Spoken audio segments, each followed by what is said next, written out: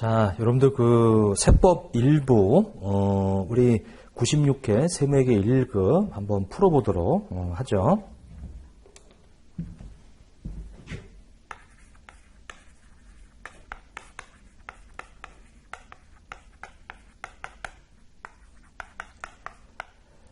자, 일단 문제 1번 다음은 제조업을 영위하는 주식회사 국세의 제10기 사업년도. 자, 그 손익계산서 내역이에요. 이를 토대로 물음에 답하시오. 이렇게 이제 나와 있는데, 자, 세무조정이 없는 경우는 세무조정 없음으로 기재하고 계산 근거를 반드시 기재할 것. 자, 그 뒤에 보면은 양식이 나와 있죠. 그래서 물음에 그 내역에다가 그 이 내용을 적어 주는데, 자, 일단 첫 번째 이 쭉 보시게 되면 3번에 보면 인건비 계상액이라고 나와 있어요. 대표이사 A의 급여죠. 그러면 월 급여에 1,000만 원씩 해서 12달치 1억 2천만 원이고, 이제 상여금이 4천만 원이 있는데, 그 이사회 결의에 의한 급여 규정상, 거기 급여 지급 규정상 나와 있는 상여금 지급 규정, 월 급여액의 300%라고 되어 있어요. 자, 첫 번째는 요 대표이사 이 상여금 있죠. 상여금에 좀 문제가 있네요.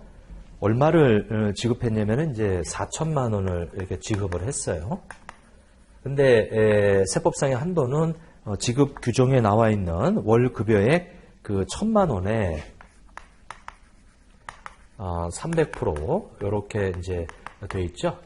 자, 그래서 지금 얼마가 초과됐냐면 이제 이 1,000만 원이 이제 초과가 됐죠. 그러면 이 초과되는 금액은 거기 송금 불산입이 되는 거예요. 그러니까 송금 불산입.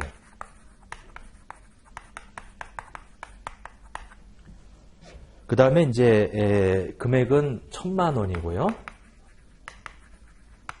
자, 이것은 이제 이 상여 이렇게 처분하면 되겠죠.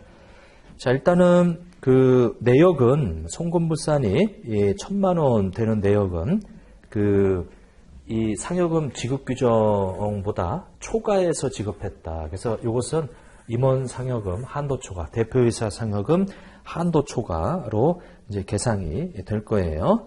자, 그 다음에 이제 두 번째는 출자 임원 B의 퇴직급여.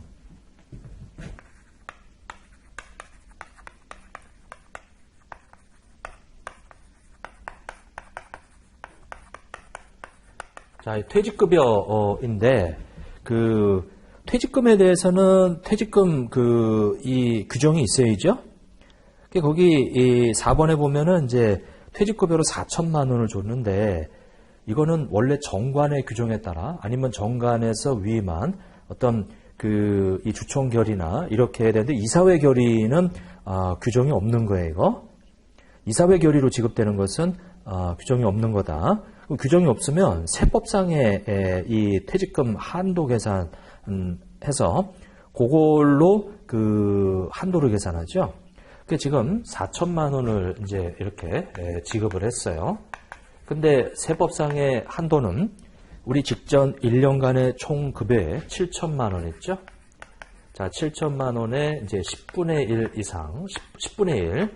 자, 곱하기 이제 근속연수인데 이것은 3년 하고 이 12분의 거기 그 몇 개월이요? 2개월이 되겠네요. 이렇게. 그러면 3년이면 이게 36개월인데 하게 되면 38개월이 돼요. 나누기 10이다. 그래서 곱하기 700만 원 하게 되면 이것은 그 2216만 6,660 이 7원 뭐 이렇게 이 되겠네요. 자, 그래서 그 관련된 이 금액이 요게 666 이렇게 쭉 같이 안 떨어져요. 근데 이제 원미만 절사니까 이제 6 이렇게. 그래서 4천만 원에서 빼기 우리 2216만 6,666원이다. 이렇게 빼주게 되면 요것이 178333334 이렇게 송금 불산입이 되겠어요. 이렇게. 자, 그래서 178333334 자, 이것도 이제 상여로 출자 임원이죠. 출자 임원이지만 출자는 배당이고 임원은 이 상여인데 뒤에 거를 쫓아서 소득 처분하는 거예요. 그래서 이렇게 이 되고요. 그 다음에 이제 3번을 보게 되면 주민세, 사업소세. 자, 주민세, 사업, 소세. 그 다음에 이제 네 번째 주민세, 우리 종업원분. 거기 그 사업소분하고 종업원분인데, 이거는 당연히 이거는 송금 인정 해주는 거죠. 송금 인정해 주는 거다. 이렇게. 여기는 아까 뭘로 표시하라 그랬어요? 세무조정 없음. 이렇게. 그래서 그 세무 조정 없음.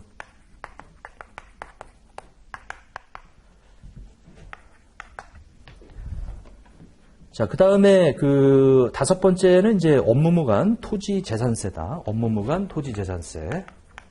자, 업무와 무관한 이 경비는 모두 다 송금 불산입이에요. 업무무관. 이 토지재산세다라고 해서. 자, 요것은 이제 이 무조건 송금 불산이 그렇게 이제 그 되겠죠. 그래서 업무무관 경비는 업무무관 경비. 자, 이것은 무조건 송금 불산입 항목이다. 이렇게. 그래서 이 송금 불산입이 될 거예요. 그래서 그 금액이 그 350만 원. 그리고 재산세는 이제 이 지자체로 납부가 됐으니까 이제 기타 사회 유출이다. 이렇게 처리를 하고요.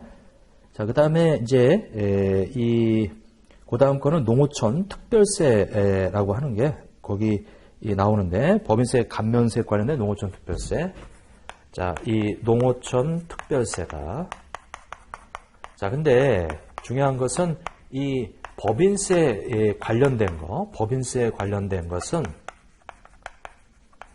법인세에 이 관련된 것은 모두 다 송금 불산입 항목이에요. 그러니까 법인세도 그렇고 우리 지방소득세도 그렇고 그 다음에 농특세도 그렇고 다 이 법인세 관련된 것은 다 송금 불산입이다. 그래서 이 마찬가지로 송금 불산입이다. 이렇게 해서 150만 원이에요. 150만 원 기타 사회 유출 이렇게 되어 있다. 자, 그 다음에 이제 7번. 거기 그 법인세 비용이죠. 이 법인세 비용은 뭐 지금 써드린 대로 법인세 비용은 일단 뭐 다 송금 불산입이에요. 이렇게 할게요. 그래서 그 법인세 비용이 200만 원 이렇게 이제 되어 있죠. 그래서 이것도 기타 사회 유출. 자, 그 다음에 그 공동경비 이 내용이 나와 있네요. 그래서 그 공동경비.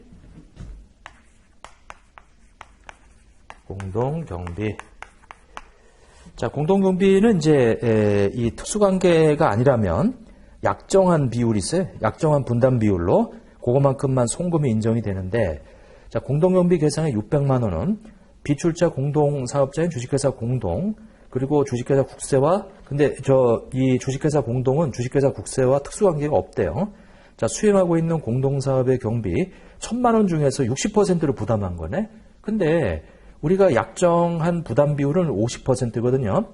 그 100만 원 더 부담한 거는 인정되지 않는다. 그래서 이 약정 초과한 거, 약정 비율 초과분 있죠? 초과분은 송금 불산입이다. 그래서 이 송금 불산입 100만 원이 되겠네요. 원래 500, 1000만 원 중에서 50%면 500이잖아요, 이게. 그래서 이 500에 이 만 원에서 이제 100만 원 초과하는 그것을 이제 요거는 이제 이 경비가 나간 거니까 외부로 유출된 거니까 이제 기타 사회 유출이다. 이렇게 이제 처리가 됐고요. 자, 그 다음에 접대비가 있는데 이게 증빙불비 접대비라고 되어 있네요. 9번에 증빙불비 접대비 이렇게. 자, 내용을 보게 되면은 이제 접대비 계정 금액은 3천만 원이며 이 중에 200만 원은 증빙이 이 누락된 거래요. 그러면 아예 증빙이 없으면 이거는 대표자 상여로 때려야죠. 이 200만 원은. 그래서 증빙불비 접대비는 요거는 이 송금 불산입 되는 거예요. 이것은 이제 기본적으로 송금 불산입 항목이에요. 그래서 송금 불산입 그 금액이 얼마냐면은 200만 원이죠. 200만 원. 자, 그 200만 원을 우리는 그 대표자 상여로 이제 때린다. 대표자 상여. 그러니까 상여에 상여. 이렇게. 자, 돼 있고요. 대표자 상여로 이렇게 이제 때리고, 그 다음에 또 하나는 거기 그 중소기업이라고 그랬어요. 그래서 기본적으로 그 접대비 계정 금액이 3천만 원인데 200원 이미 부인되고 2,800이 남았는데 한도 계산은 굳이 할 필요가 없다. 왜냐면 이제 거기 매출액이 돼 있어가지고 10억이죠. 그래서 이제 그거 관련된 우리 수익금액 한도하고 이제 이 기본 한도하고 수익금액 한도 다 더하면은 넘어가요. 그래서 뭐 한도는 필요 없고요. 그 다음에 거기 일단은 문제에서 주어져 있는 그 내용대로만 하시면 돼요. 접대비 한도 초과 여부 뭐 이런 거 할 필요 없겠네, 이게. 왜냐면 그 표에 나와 있는, 물음에 나와 있는 양식만 채워놓으면 되니까. 10번에 직장, 자, 회식비다. 이렇게 이제 되어 있어서. 자, 직장 회식비는 이제 복리후생비 계정 중에 직장 회식비 100만 원이 있는데, 자, 파견받은 근로자 회식비 30만 원도 포함되어 있다? 문제 없죠, 이거? 여기서 복리후생비, 직장회식비. 이거는 이제 송금 항목이에요. 복리후생비. 자, 그래서 이제 그리고 이 파견 근로자도 당연히 이 회식비 이걸 부인하지는 않아요, 이거. 그래서 이제 세무 조정이 없다라고 하는 거죠. 이건 세무 조정이 없다.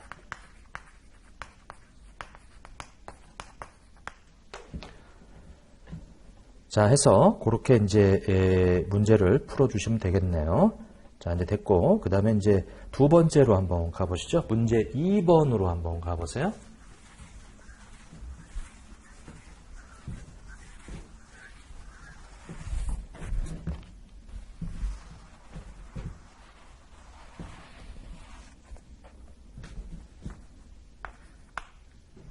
자, 문제 2번에 보면 전환사채 전환이 돼 있는데 전환사채 액면 발행해가지고 이게 이제 21년도에 발행을 했네요.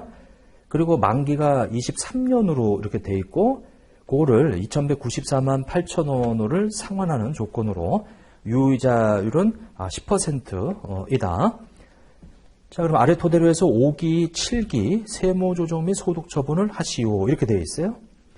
그러면 거기 밑에 나와 있는 전환사채 관련 회계 처리가 나와 있는데 이거는 우리 이 회계 쪽에서 이렇게 이 전환사채가 발행이 되게 되면 이 전환사채라는 복합금융상품은 부채 요소와 자본 요소로 나눠주게 되어 있어요. 회계학은.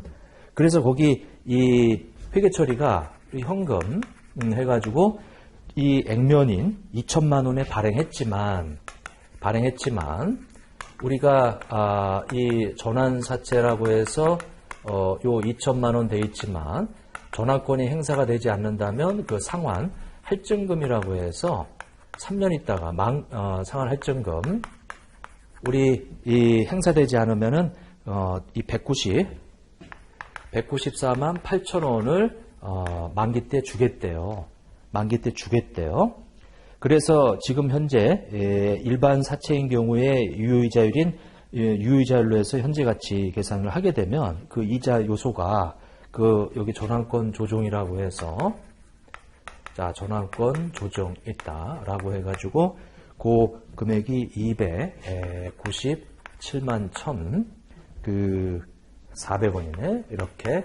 그리고 이제 자본 요소에 해당이 되는 대가로 받은 전환권 대가가 이 102만 400원이에요. 이렇게 돼 있어요.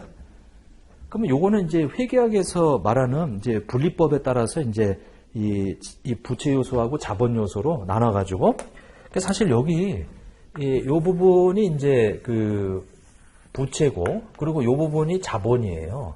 이렇게 두 가지 나눠서 부채로 자금 조달하고 전환권 대가로 이만큼 더 받아서 총 2천만 원을 이제 받은 거지, 이게. 자, 근데 이거는 회계고요. 세법은 현금을 받으며 현금 2천만 원 받았죠?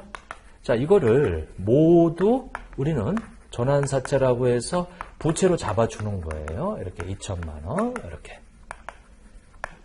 전환권이 행사되지 않았을 때 미리 지급하게 될 상환할증금, 이거를 잡지 않는다 이거죠. 내가 돈 2천만 원 빌려왔으면 전액 다 분리 안 하고요. 자본하고 분리 안 하고 이거 다 빌린 돈이다. 이렇게 이제 되게 되는 거죠. 자, 그러면 우리가 차이 나는 것이 지금 얘는 똑같은데 지금 여기 있는 거 전환권 조정 없애버려야 돼요. 없애면은 여기 송금 산입이 나와요. 그래서 이 송금 산입. 자, 일단 먼저 저 전환권 자, 조정이라고 하는 저 부분에 2971400 이렇게 해서 이제 이 마이너스 유보 이렇게 이제 들어가고요. 그 다음에 상환증금도 없애야죠.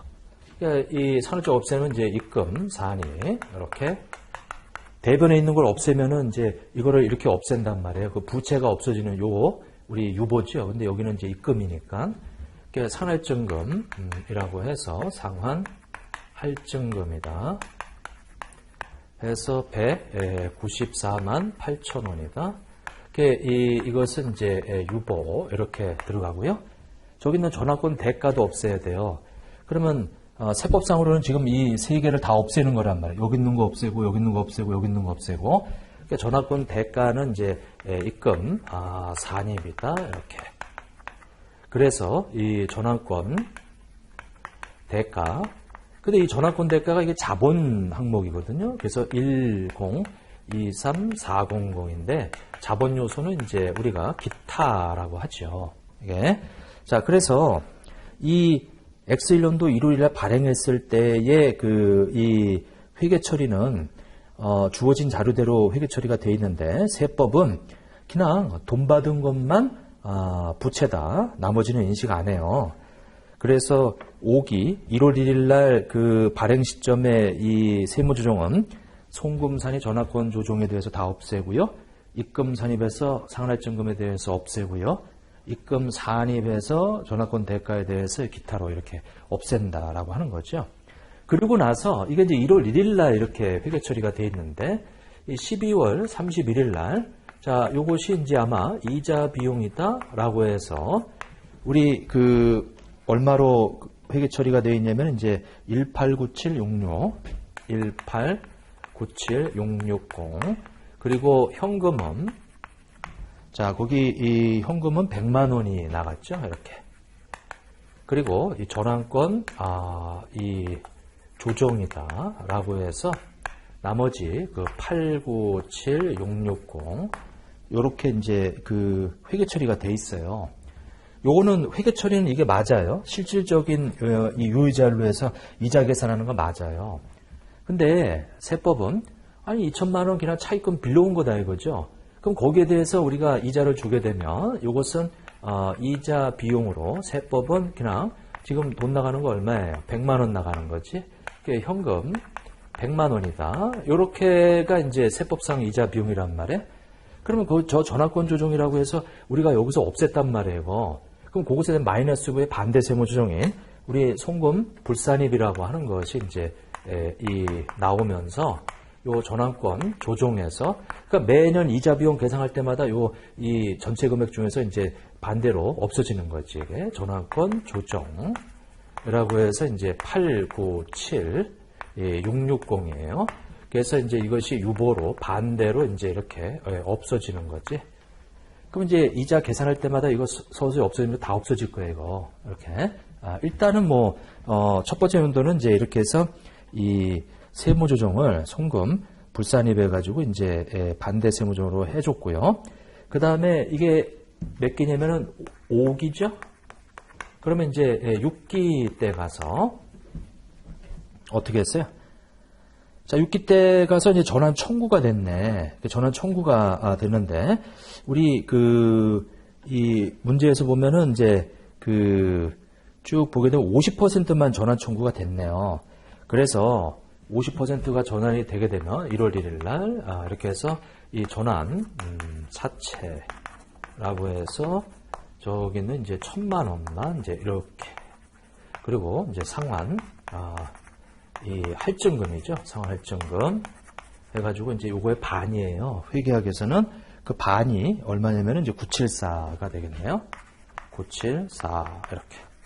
그리고 이제 딸려있던 이제 식구들 전환권 조정이다라고 해서 남아있는 반만 없애면 되는데 그게 1036870, 1036870 이렇게. 그리고 여기 전환권 이제 대가라고 해서 이제 사실은 발행할 때 이제 이 주식 대금을 미리 받은 저 50% 그 금액이 511700이에요.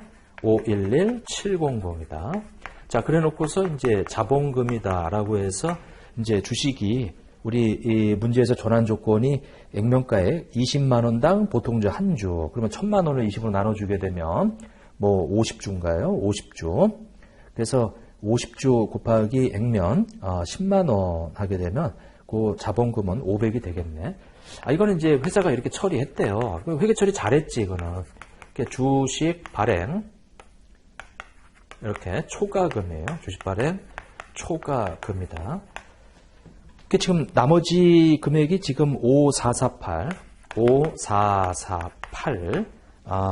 이 830으로 이렇게 돼 있어요. 근데 세법은 뭔 소리냐? 이 전환사채라고 하는 저 1,000만 원이라고 하는 거, 그리고 나머지 딸려 있는 거는 다 인정 안 했단 말이에요, 이게. 그래서 이제 자본금이라고 하는 거, 자, 이것이 이제 500 이렇게 되게 되면 이제 이 세법상의 주발초라고 하는 것은 500만 원이에요. 이렇게 돼 있다. 자, 그러면 저 회계 처리돼 있는 저 중에서 전환권 조정이라고 하는 저것을 우리가 입금 산입을 시키고요. 여기 있잖아요, 이거 1036 자, 전환권 조정 1036800.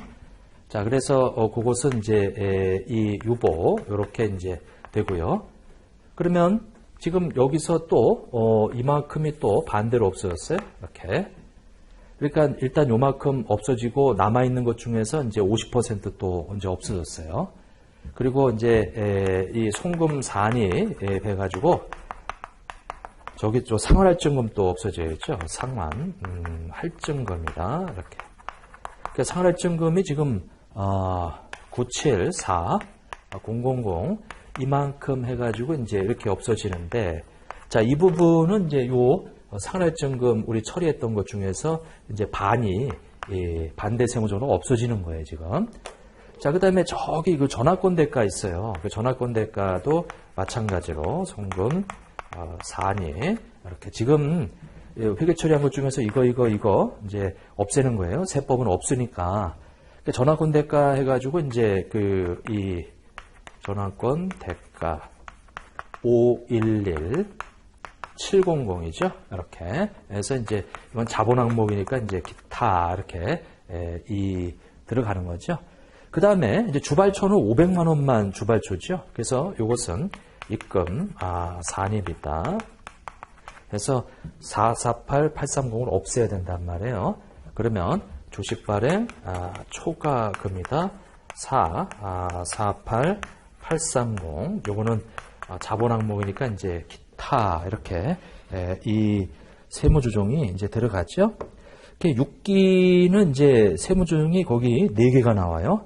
이렇게 입금산이 2개, 전환권 조정과 이 주식 발행 초과금 해서 그 다음에 이제 나머지 요 974하고 511 이렇게 해서 이제 이 세무조정이 튀어나오더라. 그러니까 회계 처리 이렇게 돼 있는데 세법상은 그냥 돈 빌려온 거다. 그리고 이자 나가는 거다.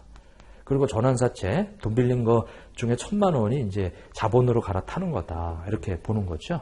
그래 놓고 12월 31일 날, 이자를 또 계산했죠.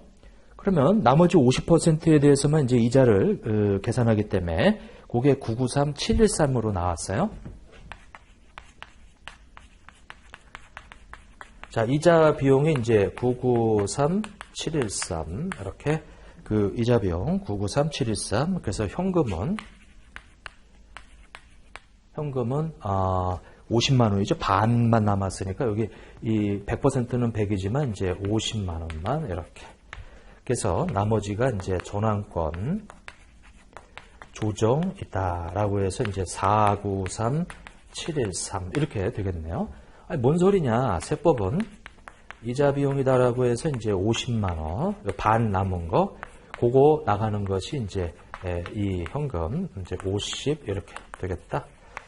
자, 그러면 저 전환권 조정에 대해서 이제 이 입금 사안이 시켜서 이 전환권 조정이에요. 이것도 그 493713이다 라고 해서 이제 이 전환권 조정 이 마이너스 유보 중에서 이제 이 반대로 이만큼이 또 없어지죠.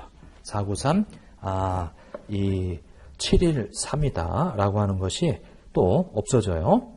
자, 그래 놓고서 이제 7기 때 가서 이제 2023년이 됐는데 그 상환을 했죠. 그 상환을 했는데 요게 이제 7기예요. 7기. 그 7기 때 가서 이제 이 남아있는 전환사채와 이제 전환되지 않았기 때문에 그 상환 할증금도 이제 지급을 한단 말이에요. 상환 할증금이다. 그러면 이제 남아있는 것이 이제 1,000만 원이고요. 그 다음에 그 상환 할증금이라고 하는 것이 그 97만 4천 원이다. 이렇게. 그러면 이것을 현금으로 이렇게 이 1,097만 4천 원 이렇게 이제 이 주게 된단 말이에요. 이렇게. 자, 그런데 우리 그 2023년도 12월 23일 날 이 지급하게 되는 것은 세법은 전환사채라고 해서 이것이 그 얼마냐면은 이제 1,000만 원이 되겠고요. 그 다음에 현금은 이렇게 10974죠. 974 이렇게. 그러면 요 세법 입장에서는 이제 만기 때 1,000만 원 줘야 되는데 더 준 것은 그냥 세법상으로는 이거 송금이에요. 이때 송금이다 이거죠. 이게 97만 4천 원 이렇게. 자, 그래서 저 상환할증금에 대해서 이제 7기 때 이것이 송금 산입이 되면서요. 저 상환할증금에 대해서 9, 7, 4, 000. 자, 이 부분은 이제 그 마이너스 유보로 이렇게 이제 해서 여기 보시게 되면 상환증금이 이제 이렇게 해서 이제 974, 000. 자, 처음에 있던 1948 요것이 그 여기서 974, 00 없어지고 이때 또 없어지고 해서 이제 다 클리어 됐죠. 이게. 그리고 전환권 조정이다라고 해서 2971, 400이 마이너스 유보로 돼 있다가 이제 897 없어지고요. 그 다음에 또 여기서 또 이만큼 없어지고요. 그 다음에 또 여기서 또 이만큼 없어지더라. 그래서 이 전환권 조정은 이제 그렇게 해서 다 없어지는 거죠. 그러면 자 2971, 400에서 일단 빼기 897, 660 하고 그 다음에 이제 1036, 800 이렇게 되어 있고요. 그 다음에 이 493, 713이다 라고 해서 이제 없어져요. 자, 이 전환권 조정이다 라고 하는 거. 자, 일단 이 이자 비용이다 이렇게 되어 있고 12월 31일. 자, 근데 이 여기서는 하나가 좀 그 2023년도 12월 그거 하나 좀 빠졌네요. 이 7기 때 가서 이 이자 계산하는 거 그거는 여기다 한번 표시해 볼게요. 뭐냐면은 이제 이자 비용이다라고 해가지고 그거 하나 빠졌죠. 7기 때 이자 계산하는 거 그것이 얼마냐면 1043157. 1043157이다. 그래서 이제 현금이라고 하는 거, 얼마냐면은 50만 원이고요. 50만 원. 그 다음에 이제 전환권, 조정이다. 라고 해서 나머지 54315 되겠죠. 157. 이렇게. 근데, 여기다가 그냥 쓸게요. 세법은 이제 이자 비용이다. 요게 6기, 7기 이렇게 될 거예요. 그 다음에 여기가 이제 5기가 되겠죠. 이렇게. 요게 이제 6기이고요. 그 다음에 이제 7기. 현금 나가는 거 50만원. 요 50만원 이렇게 돼 있죠. 지금 요것에 대한 세무조정이 하나 빠졌는데, 저기 있는 전환권, 이 조정이라고 하는 저 부분이 이제 이 입금 산입돼가지고 그 금액이 전환권 조정이다. 요 밑에다 그냥 할게요. 전환권 조정. 자, 그 금액이 543 157이죠. 543 157이다. 라고 해서 이제 요렇게 이제 되겠네요. 지금 여기 전환권 조정하고, 그 다음에 여기 전환권 조정하고, 여기 밑에 전환권 조정, 요렇게 되어 있죠. 그래서 요 네 가지 전환권 조정이 요 금액하고 일치가 돼야 돼요. 다 클리어 돼 있지. 유보하고 마이너스 유보는 이제 그 이후에 반대 세무 조정으로 이제 없어져야 돼요. 그래서 그렇게 이제 하게 되면 543 157 하게 되면 2971 이렇게 나와요. 근데 지금 897 660 그 다음에 830 그 다음에 713이다. 그 다음에 157. 자, 그래서 이제 아마 단수 조정이 좀 있어서 아마 그럴 것 같은데, 그건 이제 단수 때문에 그런 거예요. 그래서 처음에 2971 400이고요. 그 다음에 이제 897 660, 그 다음에 1036 870 1036 870. 여기서 870 요거 때문에 좀 차이가 생겼네요. 870 이렇게 이제 돼 있고, 그 다음에 전환권 조정이 493 713, 그 다음에 이제 543 157 하게 되면 아마 897 660 플러스 1036 870 플러스 493 713 플러스 543 157이다 라고 하게 되면 이제 요 금액하고 맞아요. 자, 그래서 요 금액은 요렇게 반대 세무조정은 없어지는 거다. 그리고 상환할증금은 요거 1948 요것이 이제 상환할증금 974하고 요 974로 없어지는 거예요. 반대 세무조정으로 없어지더라. 그 다음에 이제 전환권 대가 1023 400 있죠? 1023 400. 자, 요것은 이제 요거대로 이 두 개 하게 되면 요것이 전환권 대가 이렇게 나와 있고요. 그 다음에 이 전환권 대가가 아직 남아 있어요. 이게 이 전환권 대가 요 511700에 해당되는 거 이렇게. 그래서 이제 그거는 이제 이 자본 항목에 남아 있는 거고. 자, 이렇게 세무조정을 해주시면 돼요. 그래서 일단 세법이 바라보는 이건 무조건 부채다 이렇게. 그래서 이제 요 문제는 뭐 그 정도로 하도록 하죠. 자, 됐고요. 그 다음에 이제 문제 3번으로 한번 가보세요. 자, 다음은 주 내고의 제7기의 대손 관련 자료이다. 자, 이를 토대로 세부담 최소화를 가정해서 세무조정 및 소득 처분을 하시오. 자, 대손 충당금 계정이 나와 있고요. 그리고 밑에 이 재무상태표상에 이제 채권 가액 이런 것들이 이제 나와 있어요. 자, 그러면 일단 먼저 대손금부터 먼저 조정해 줘야죠. 순서는 대손 충당금 관련된 것은 먼저 대손금부터 먼저 세무 조정을 해주고요. 그 다음에 대손 충당금으로 넘어가는 거예요.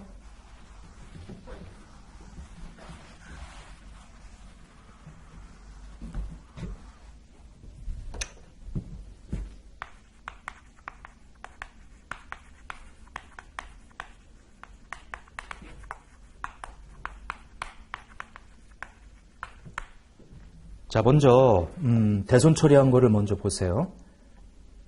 자, 거기 그 단기 상계 내역이라고 해서 300이라고 돼 있는데 거기 동그라미 1번에 보면 회수기일로부터 2년 6개월이 경과한 거래처 그 A의 이 외상 매출금 100만 원이다. 외상 매출금 이 100만 원 나와 있죠.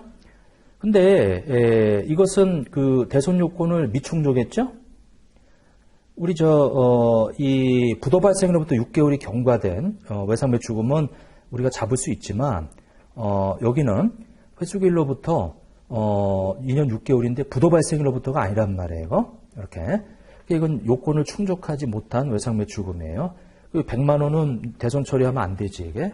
첫 번째, 우리 송금, 불산입을 먼저 시키고, 이게 지금 A 이 외상 매출금 있죠? A. 우리 외상 매출금은 요건을 충족하지 못했다. 미충족했다. 이렇게. 그래서 금액이 100만 원이니까 그 100만 원을 이제 유보로 이렇게 이제 그러니까 세법상 자산으로 잡아줘야 되겠죠. 그 다음에 두 번째, 부도 발생으로부터 6개월이 경과됐죠. 외상 매출금. 근데 부도 발생을 이전의 거예요. 부도 발생의 이후 거는 해당 사항 없지만 이전 거는 인정이 되죠. 근데 이제 중요한 건 뭐냐면 부도 발생으로부터 6개월이 경과되는 이 외상 매출금에 대해서는 1,000원을 남겨놔야 되는데 1,000원을 안 남겨놨지. 그래서 그 1,000원 부분에 대해서 우리가 송금 불산입에서 이 부도 발생일로부터 부도 후 6월 경과된 이 채권이에요. 다만 이 비만가에 얼마 남겨놔야 돼요? 1,000원은 남겨놔야 돼, 이게. 그것에 대한 유보 이렇게 이제 그러니까 시험이니까 이제 이런 것은 들어가야 돼, 이게. 자, 이제 그렇게 돼 있고 실무적으로는 별로 의미 없죠, 이거. 부도 왜냐면 1,000원이라고 하는 거. 자, 그다음에 쭉 보게 되면은 거의 2번에 보시게 되면은 1번, 2번, 3번에 보면 단기에 상법상 소멸시효가 완성된 채권이 채권에 들어가 있대요. 근데 우리가 거기에 문제에 보면은 그 세부담 최소화를 가정하면 요거를 송금 산입시켜야지, 이거를. 그래서 이것은 송금 산입이다. 자, 이 소멸시효 완성채권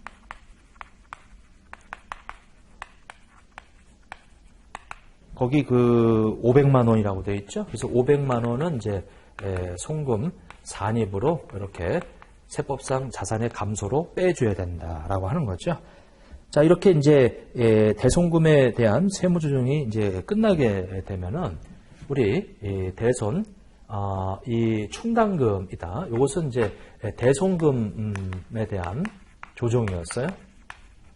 그럼 이제 두 번째 할 일은 이제 대손 충당금에 대한 이 조정을 하자. 그러면 회사가 이제 이 계상한 게 있고요. 이제 세법상에 이제 한도가 이렇게 있어요. 세법상 한도다. 자, 회사 계상액은 거기 기말잔해인 문제에서 나와 있는 차기월 1,200만 원이라고 하는 거 있죠. 그게 이 회사가 이 계상한 금액이란 말이에요. 이게. 그래서 우리 대손 충당금 기말잔액이 무조건 회사가 계상한 금액이 되겠더라. 이렇게 되겠죠. 근데 이제 세법상의 한도인데, 자, 이것은 우리가 세법상의 기말 채권 잔액이죠. 기말 채권 잔액에 있어요. 자, 거기다가 우리 맥스라고 해가지고 1%와 대손 실적률을 이렇게 해가지고 이제 한도를 이제 구하게 돼 있죠. 근데 세법상의 기말 채권 잔액은 거기 이 문제에서 보면은 단기 말에 이 설정 대상 채권 잔액이 1억 5천이에요. 단기 말에 1억 5천이 있었다. 자, 그런데 우리 여기서 미충족 해가지고 세무조정으로 100만 원이 들어가고요. 그 다음에 이제 1,000원이라고 하는 비만가액이 들어가고요. 그 다음에 송금 산입으로 해서 500만 원을 세무조정으로 빼버렸어요, 이게. 그러면 우리 1억 5천이라고 하는 이 금액에다가 우리 채권 이 잔액은 요것들을 이제 가감한 거죠. 이게 가감한 거. 그렇게 되면 근데 이제 문제에서 이제 뭐가 주어져 있냐면 자, 쭉 보시게 되면 이렇게 해서 나와 있는 그 금액. 자, 그래서 가감을 해 볼게요. 1억 5천만 원에서 자, 플러스 100만 원 더하고요. 그다음에 1,000원을 또 더하고요. 거기서 마이너스 500을 뺐더니 요것이 146 001 이렇게 되겠네요. 근데 여기 대손 실적률이라고 하는 게 있어요. 이게 그 대손 실적률이라고 하는 거. 자, 이번 연도에 송금으로 인정해 준 금액이 얼마냐면은 자, 단기 상계한 것이 300이 있어요. 300. 근데 이 중에 부인한 것이 지금 100만 1,000원을 부인했지. 근데 세법상 500만 원을 송금 산입을 시켰으니까 이것이 세법상 대손으로 처리한 금액이에요. 이게. 그러면 300만 원에다가 우리 마이너스 우리 100만 1,000원이다. 거기다가 이제 플러스 500만 원을 더하게 되면 699만 9천 원이 되겠네. 그러면 대손 실적률은 이 699만 9천 원이라고 하는 것이 이번 연도의 세법상 대손금인데 정기 말에 채권 잔액이 거기 1억 원이라고 돼 있어요. 1억 원으로 이렇게 1억 원으로 돼 있다. 그러면 우리 이 1억 원으로 돼 있는 거 이제 거기에서 이 6999 하게 되면은 이 대손 실적률은 6.999%예요.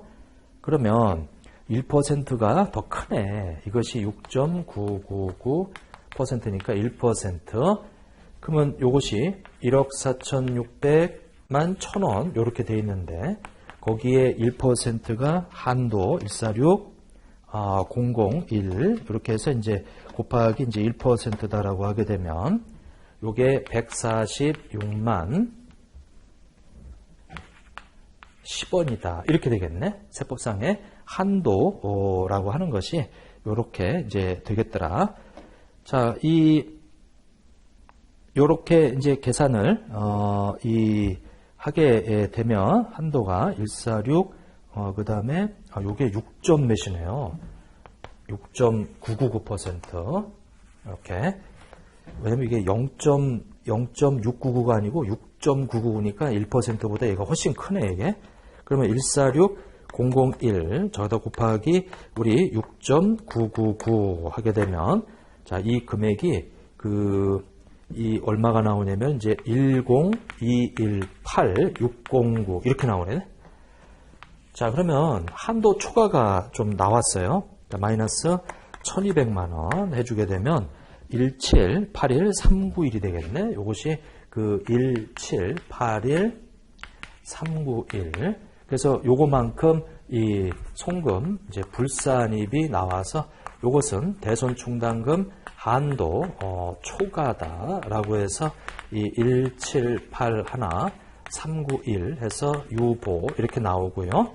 그 다음에 이제 정기 거는 이제 송금 반대로 산입시켜서 전기 대충 한도 초과는 무조건 반대 세무조정으로 들어가야죠. 자, 정기께 얼마 있냐면 이제 150이 있어요. 그래서 150만 원에 대해서 요것은 마이너스 유보 이렇게 처리를 해주시면 되겠네.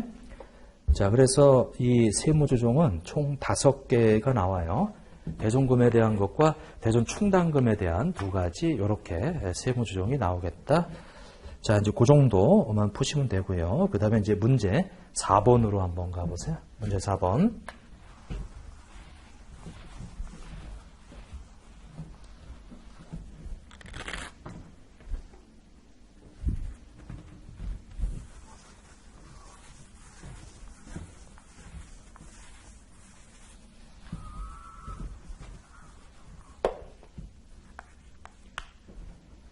자, 문제 4번은 이제 부가가치세 관련 문제인데, 자, 과세사업과 면세사업 겸용하는 이제 이 주식회사 성진과 주식회사 용화의 부가시세 관련 자료이다. 이를 토대로 각 물음에 답하시오. 이렇게 돼 있는데, 자, 일단은 7월날 과세사업과 면세사업을 공통으로 사용하던 기계장치 A를 거래처에 처분을 했어요. 자, 그러면 21년 7월 17일 공통으로 사용하기 위해서 새로운 기계장치 또 B를 취득을 했네. 자, 공통으로 쓰던 A는 팔았고요. 공통으로 사용하기 위해서 B를 또 취득을 했어요, 이게. 자, 처분한 건 1,000만 원이고, 취득한 거는 2천만 원이네요. 자, 그러면 우리 처분한 것은 우리 정기 이 과세 비율. 그러면 그 밑에 보면은 2021년 7월 10일이면은 정기는 이제 2020년도 거기 그 밑에 이 쭉 보게 되면은 이제 과세 면세 사업의 매출 현황이 나와 있는데 그 2020년 7월부터 2020년 12월 31일까지 과세 면세 둘이 합쳐가지고 이제 1억 2천인가요? 1억 2천만 원이네. 그러면 우리가 이 팔은 처분가에 기계장치 A 있죠? 기계장치 A, 기계장치 A. 자, 이것은 이제 거기 1,000만 원에 이제 팔았으니까 여기 과세 비율만큼. 자, 그래서 이 A는 과세 이 직전 과세 기간으로 가죠. 직전 과세 기간에 이제 과세 비율을 가지고 하는데 그 내용을 좀 보게 되면 거기 그 2020년도 자료를 좀 한번 봐주세요. 자, 봤더니 요것은 자, 쭉 보게 되면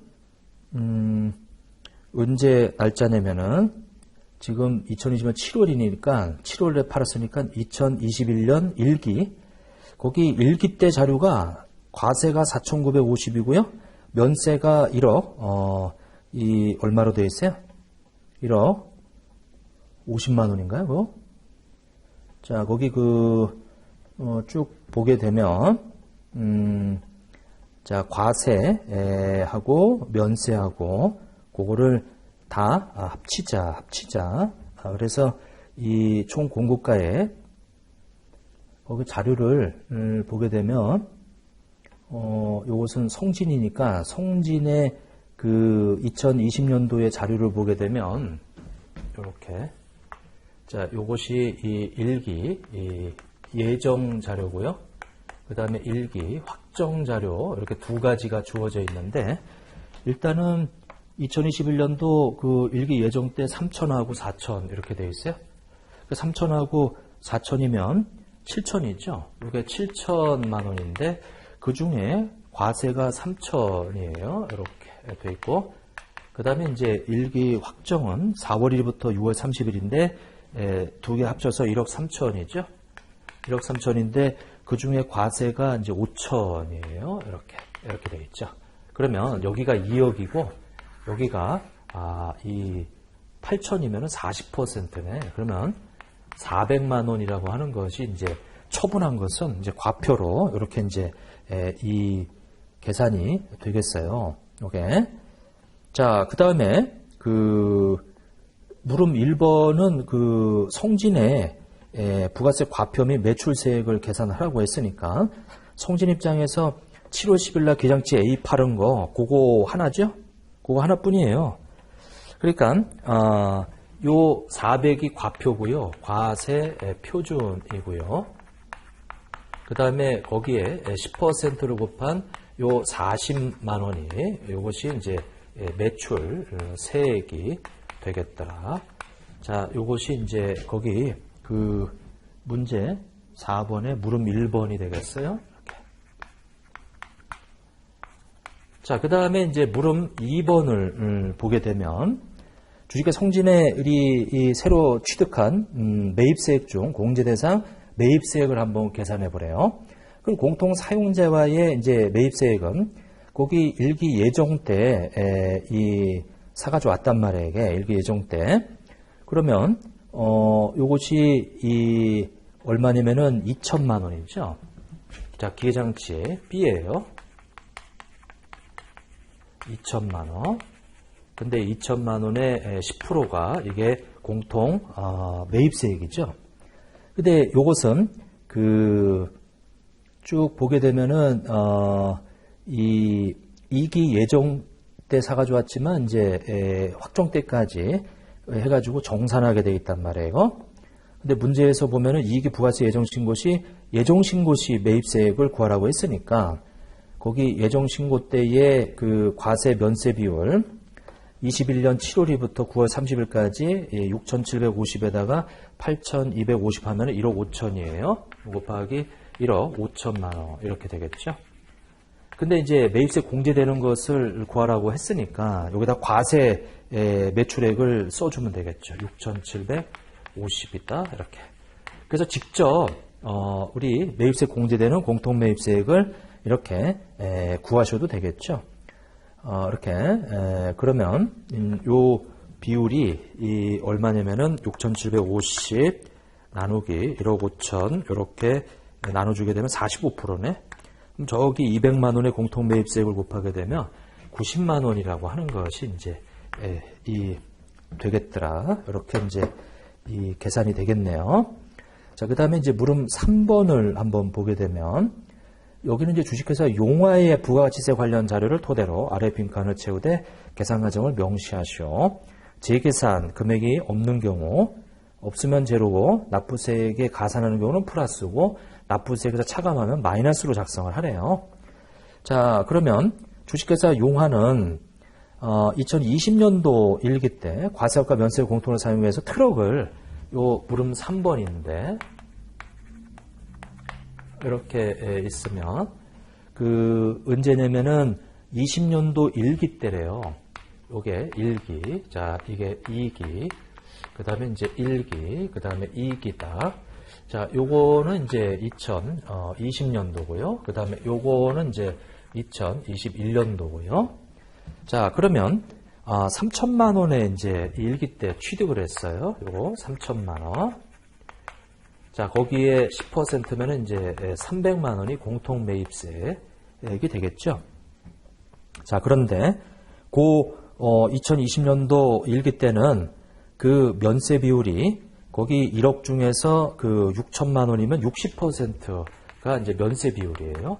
3618 해가지고 180만 원이 이제 이 불공제 됐던 건데, 자, 이 2020년도 2기 때 가서 4,440하고 7,560이면 1억 2천인데 거기 이 면세가 756 7,560이니까 나누기 1억 2천만 원으로 나눠주게 되면 63%가 됐네요. 여기가 63%가 됐어요. 여기 이제 60%고.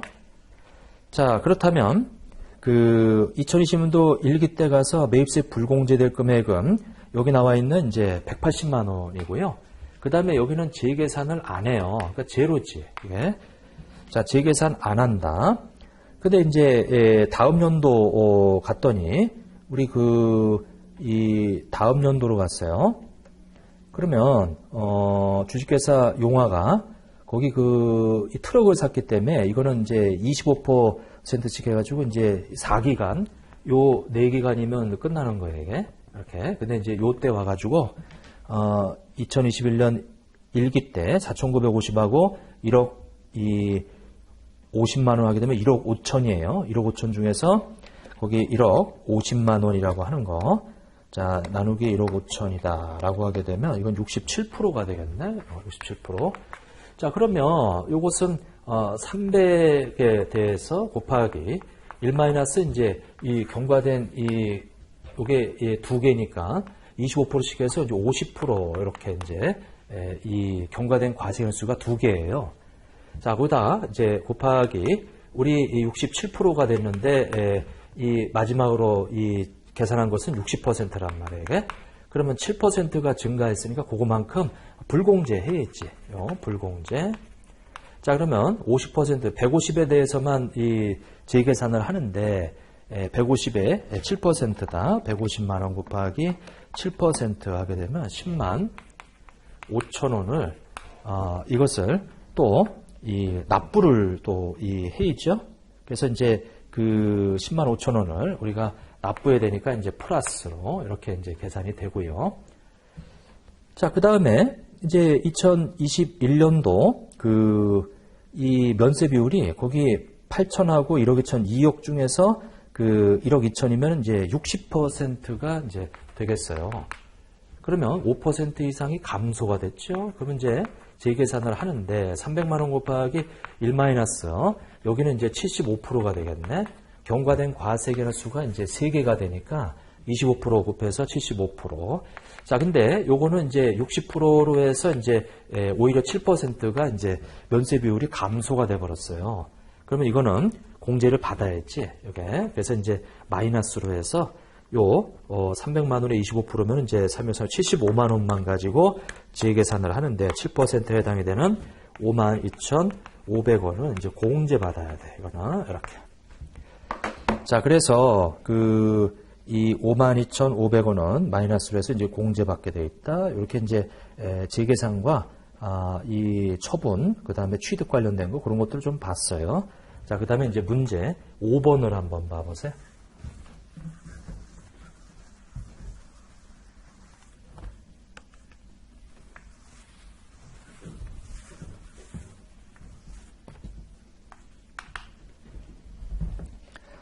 자, 부동산 임대업을 영위하는 우리 일반 과세자인 나 임대 시의 부동산 임대 내역인데, 자, 보니까 이제 부가세 제외된 공급가액이고 세용계산서는 적절하게 발행이 됐대요. 자, 임대 내역이 창고도 있고 상가도 3개가 있고요. 주택도 있네, 이게. 정기예금 이자율은 3%로 이제 가정을 하고요. 자, 물음 첫 번째는 이익이 부가세 확정 신고 시 부가가치세 과세표준과 매출세액 계산하되 과세표준은 아래 양식에 따라 세용에서 발급분과 기타로 구분을 좀 해주래요. 자, 그러면 일단은 창고라고 하는 거. 자, 창고는 이제 이 21년도 8월 1일부터 이제 23년까지 이렇게 쭉 돼 있어요. 계약일은 7월 28일이고 임대 보증금 2천만 원과 함께 총 임대료 3,600만 원을 선수료. 그러면 이게 몇 년치냐면 2년치 임대료죠. 2년치 임대료. 근데 그 3,600을 다 받았어요.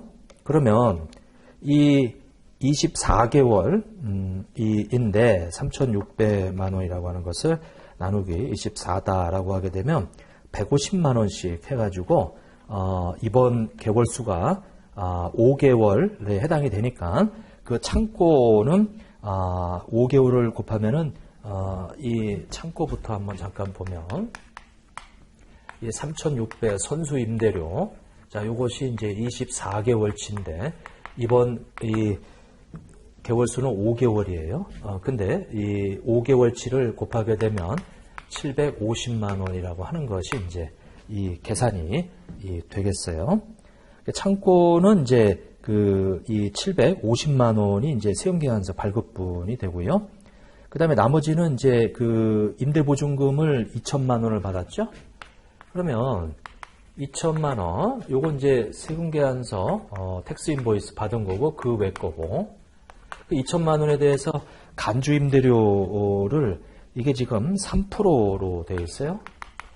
자, 365분에 요 8월 1일부터죠. 임대기간이. 그러면은 뒤에 150일이에요. 150일. 자, 2천만 원 곱하기 이제 3% 곱하기 150일 나누기 365다 이렇게 이 계산을 해주게 되면 요것은 이 쭉 해서 간주임대료, 자, 8월 184일인가요? 다시 한번 보죠. 184일에서 앞에 30일을 빼면 153일이네요. 이게 153일 일수가. 자, 그러면 2천만 원 곱하기 이제 3% 곱하기 153일 나누기 365 하게 되면 251506이라고 나와요. 자, 이것은 이제 세금계산서 발급 대상이 아니죠. 251506 이렇게 계산이 되겠네.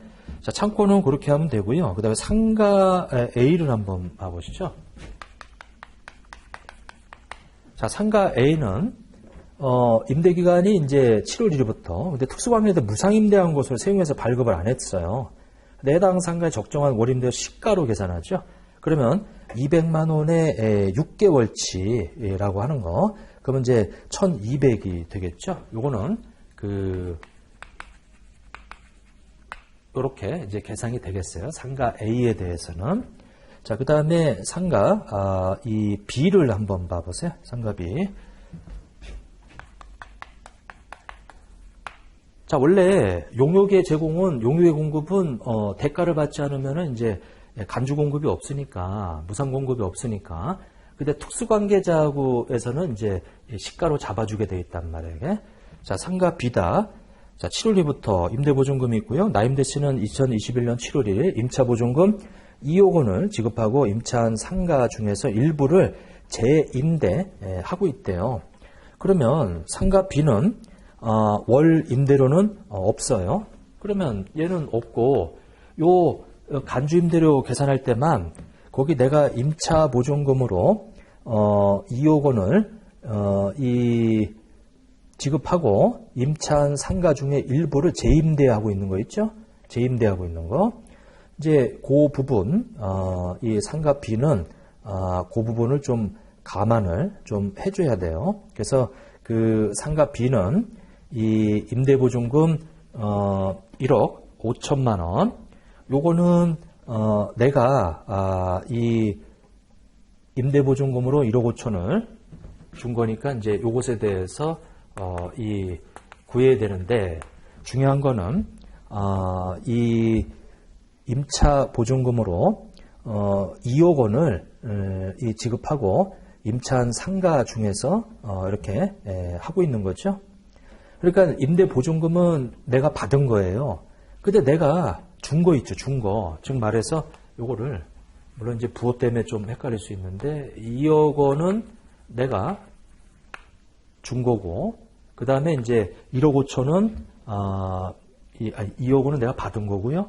그리고 1억 5천은 내가 준 거예요. 1억 5천은 내가 준 거. 이렇게 돼 있다. 지금 그거 관련해 가지고 이제 이 간주임대료 이제 계상을 하게 되면 얼마 내면 이 쭉 돼 있는데 주의하실 점이 요거를 이 원래대로 좀 계산을 하죠. 상가 B에 대해서 내가 임대인 입장에서 받은 게 지금 얼마냐면은 거기 상가 B가 자, 쭉 보게 되면은 상가 B 거기 3번의 자료를 다시 한번 보시죠. 나임대 씨가 2021년 7월 1일에 임차 보증금 2억 원을 지급하고 임차한 상가 중에서 일부를 재임대한 것이다. 그러면 임대 보증금으로 내가 받은 게 사실은 1억 5천이에요. 원래 이것에 대해서 간주임대료를 계산해야 되는데 사실 이 상가 B는 내 게 아니죠. 내가 지금 임차인이에요. 그게 지금 임차인으로서 내가 임대 주고 있는 그 사람부터 보증금을 1억 5천을 받았어요. 근데 나는 거꾸로 이 상가 B의 원래 주인한테 2억 원의 임차 보증금을 줬죠. 그럼 2억 원을 줬단 말이에요. 그럼 내가 임대인 입장에서 받은 거고 내가 임차인 입장에서 준 거예요. 그러면 이 노력분은 이거 빼줘야지, 이게 2억 원. 근데 이 2억 원은 그 상가 100제곱미터 중에서 70제곱미터에 해당되는, 그러니까 요 70제곱미터에 해당되는 요걸 임대해 주면서 내가 받은 거예요. 그럼 내가 그 상가 B를 임차해가지고 다시 임대해 주면서 내가 받은 거고, 그리고 내가 그걸 빌리기 위해서 2억 원의 임대보증금을 줬지만 요 임차해 준 것에 해당되는 그 임차보증금만큼 빼줘야 돼. 그만큼 내가 들어간 거니까. 그거 가지고 이제 그 간주임대료를 계산해 줘야죠. 이 전체 가지고 간주임대료 계산하는 게 아니고. 그래서 거기에 3%, 365분에. 근데 요것은 그 7월 1일부터니까 이제 184일에 해당되는 이제 간주임대료. 그러면 1,000만 원만 가지고 이제 곱하기 184 나누기 365다라고 하게 되면 간주 임대료가 151, 232가 나오네요. 151, 232 이렇게. 자, 그 다음에 상가 C가 있어요. 상가 C. 자, 상가 이 C는 임대기간이 8월 1일부터고요. 임대보증금 1억 원이고 임대료, 이거 관리비도 있네요. 월 임대료 지급 약정일은 매월 말일로 8월, 9월 임대료를 받지 못하였고 계약서상 약정에 따라 임대보증금에서 충당하기로 했어요. 월 관리비에는 임차인이 부담해야 할 그 공과금 12만 원이 포함되어 있고요. 나임대 씨가 공과금 납입을 대행하고 있다. 그 공과금은 대상이 아니지. 그래서 그 관리비 30에서 12만 원을 빼게 되면은 내 수입으로 들어오는 거 18만 원이에요. 그리고 월 임대료 250하고 그럼 합쳐서 268만 원이지. 그러면 8월 1일부터 해가지고 268만 원이 우리 이 5개월이죠. 5개월. 자, 그러면 우리 세움계약서를 이 발행해야 되는 것은 1340이 되겠죠. 그래서 250만 원에다가 거기 관리비에서 이 12만 원을 뺀 18만 원이죠. 18만 원. 자, 그것에 이제 이 5개월치 해가지고 요것은 이제 1340이 되겠더라. 자, 그 다음에 임대보증금 있죠? 임대보증금을 이제 1억 원을 이제 받았어요. 이렇게. 자, 곱하기 이제 3%. 근데 상가, 이 C는, 봤더니 8월 1일 쭉 돼 있고요. 1억 원 받았고, 그 다음에 나와 있는데 1억 원에 대해서 간주임대료 이제 그 계산을 하더라. 근데 주의하실 점이 9월 달하고 못 받았죠. 9월 달하고 10월 달 거는 못 받았는데 요거는 어디서 뺀다 그랬냐면 이제 보증금에서 뺀다 그랬어요. 그 월 임대료를. 그러면 요것이 이제 8월 1일부터 8월 언제부터죠? 8월 1일부터 8월 1일부터 이제 8월 31일까지고요. 자, 그다음에 이제 이 250을 빼게 되면은 이제 9,750이 되는데, 자, 요것은 이제 9월 1일부터 우리 9월 30일까지예요. 3%. 그래서 곱하기 요거 365분에 요것은 이제 31일이고, 그다음에 요거는 이제 365분에 요것도 마찬가지로 30일인가? 9월 달은 30일이죠? 자, 그 다음에 이제, 그 뒤에 것은 또 250을 빼게 되면 이제 9,500이 돼요. 이렇게. 곱하기 이제 3%인데, 요것은 이제 10월 1일부터 10월 31일까지, 12월 30일까지 이제, 되겠죠. 자, 곱하기 365분에 이제 10월부터 31일, 30일, 31일이면 92일이에요. 이렇게 계산이 되겠다. 자, 그러면 이렇게 해서 계산한 것이 이제 121만 3,561원이에요. 이렇게 이 계산이 되겠네요. 자, 1억 원에서 이제 3%를 곱하기 30일을 나누기 355. 그 다음에 9,750만 원 곱하기 이제 3% 곱하기 30일 나누기 365. 그 다음에 9,500만 원 곱하기 이제 3% 곱하기 92일 나누기 365 이렇게 하게 되면 이제 요금액이 나와요. 이렇게. 자, 그 다음에 이제 주택이 있어요. 주택. 이렇게. 자, 주택이 있는데, 자, 주택은 기본적으로 면세죠. 주택에 대해서는 이제 이 면세란 말이에요. 그래서 요것은 계산하지 않는다. 이렇게. 세금 발행 안 하고 간주임대료 계산을 안 한다라고 하는 거. 그래서 그렇게만 정리하시면 되겠죠. 지금 과표는 여기 세금 계산서 관련해 가지고 이제 2,090이 되고요. 이렇게 요거 더하게 되면 2,090이 되고 간주임대료는 이제 251, 506 플러스 151, 232 플러스 1213, 561 자 하게 되면 요것은 이제 1616, 299 뭐 이렇게 되겠네요. 그래서 이제 다 더한 금액 그것이 이제 이 간주임대료가 지금 뭐 하나 빠졌네. 여기 151 여기 있네. 151. 요거 세 가지죠. 오케이. 또 있고 여기 요것도 있네. 요거 빼먹었네 이게. 자, 그러면 다시 한번 이 보게 되면은 251506 플러스 1200만 원. 요 1200만 원을 빼먹었어요. 151 232 플러스 1213 561. 자, 하게 되면 13616 2999다. 그래서 이 과표 자체가 그 2090만 원 해서 3451만 6299가 돼요. 자, 거기에 이제 10% 하게 되면 이제 345만 1629 이렇게 되겠네요. 이렇게. 자, 이제 그까지 하고요. 그 다음에 세법 2부는 조금 쉬었다가 또 하도록 하겠습니다.